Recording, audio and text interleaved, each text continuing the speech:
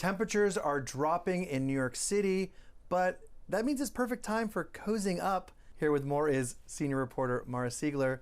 Who's cozying up in New York? So Sydney Sweeney and Scooter Braun were in New York this week, and she was on Good Morning America to promote her new movie, Christy, about the former professional boxer Christy Martin, which is like real Oscar bait. But so the pair were all around the city, and they were doing really cozy, like holiday, wintry New York City This stuff. looked like a Hallmark rom-com. It's so cute. Did. So they were photographed outside of Bryant Park holding hands, but we got the exclusive details. A spy had told me that they were at something. It's called a cozy igloo.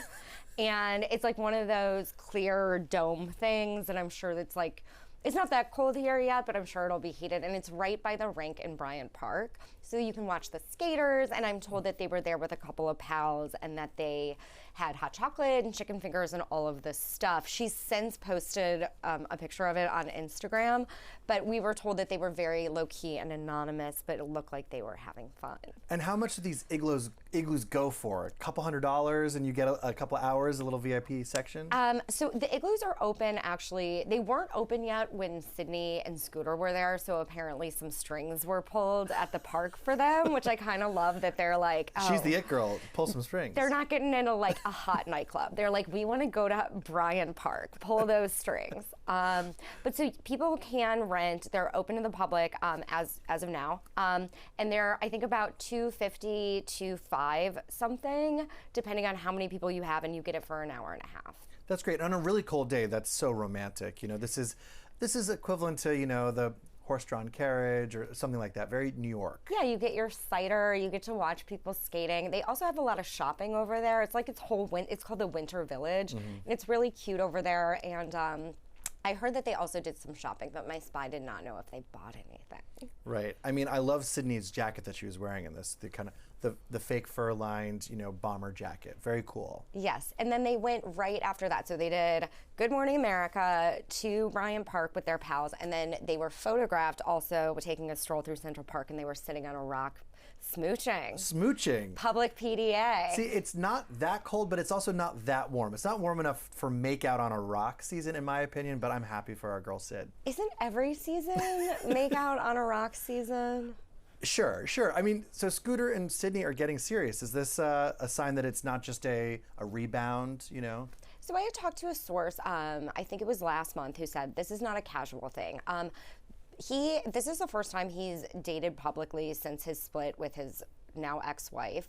He has children. He's somebody who's like, you know, he made the careers of Justin Bieber, Ariana Grande. He's not someone who's going to go out and like be with some random people. I'm told that he keeps his inner circle very close. So the fact that they're being so public is definitely a sign. Now, Sydney also just split over the summer from her fiance, which they were spotted together. Yeah, recently. in Los Angeles. It wasn't such a, you know, friendly encounter. She was in a car with him in Los Angeles, Jonathan Davino, movie producer, and there seemed to be a bit of a public argument.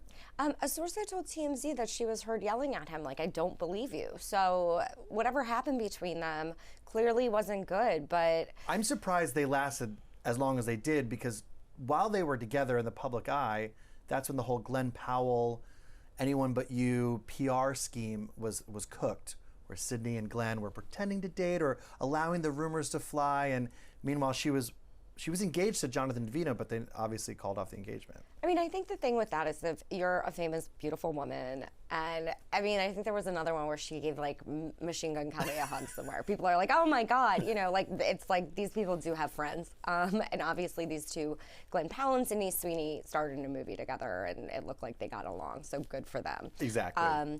But yeah, so that was, people were kind of wondering what was going on with Scooter after this like ex meetup. But apparently, I mean, maybe that's why they're smooching in the park. You know, Yep. They need to let people know this is still a thing. That's so great. I mean, you know, at this point, anything Sydney Sweeney does, we're going to talk about it. You know, from the American Eagle, you know, jeans campaign, Disaster, yeah. Which, you know, depends on how you look at it. Any press is good press. And this week, she also, I noticed, you know, declined an opportunity to apologize for the ad. She was like, when I have something to say, people will hear it. Well, American Eagle also didn't apologize. Exactly. You know, I think it's one of those things where there was like internet chatter and people can think it was, you know, whatever they think about it. But I don't think they were at the point where they were gonna say that they were sorry. She's been in a lot of ads. She's got so many ad campaigns. She's done stuff with Miu Miu. She did that thing with that one company where they sold soap made out of her bathwater, which I think people also found to be controversial. Is she at risk of overexposure at this point? I mean, her face is everywhere. She's at the World Series at this point. Like, we're seeing Sydney at every turn. I wonder. I mean, I think this movie is, she did the like Charlize Theron sort of like. She gained 30 pounds of muscle. Yeah. She learned how to actually box. Yeah, it's gonna really show off her acting chops in a way where I don't, it's not like, oh, I'm the pretty blonde girl type of role. Absolutely. She's really like digging her teeth into, you know, her thespian journey or whatever. And we all know if you're a beautiful person who puts on a prosthetic nose or goes the... Don't do that, people. Yeah, that doesn't work out well. It worked for Nicole Kidman. She won an Oscar for Virginia Woolf. Okay.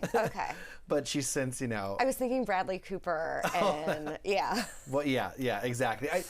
If the beautiful people of Hollywood, rough it up a little bit for an Oscar bait movie, it sometimes works out in their favor. At this point, anything Sydney does or wears gets headlines, turns heads. Of course, she's stunned in that see-through top at the Variety event. Yes, the Variety Power of Women event. She looked amazing, really showing off the figure, and I thought she looked stunning. And in her speech, she talked about how she was, underestimated because of her looks, as a typical, a blonde, beautiful actress in Hollywood. And, I first took notice of her in The White Lotus. She was on Euphoria at the time. White Lotus, she was a scene stealer, and now she's so good. So good, and now she's a movie star. It's really, yeah.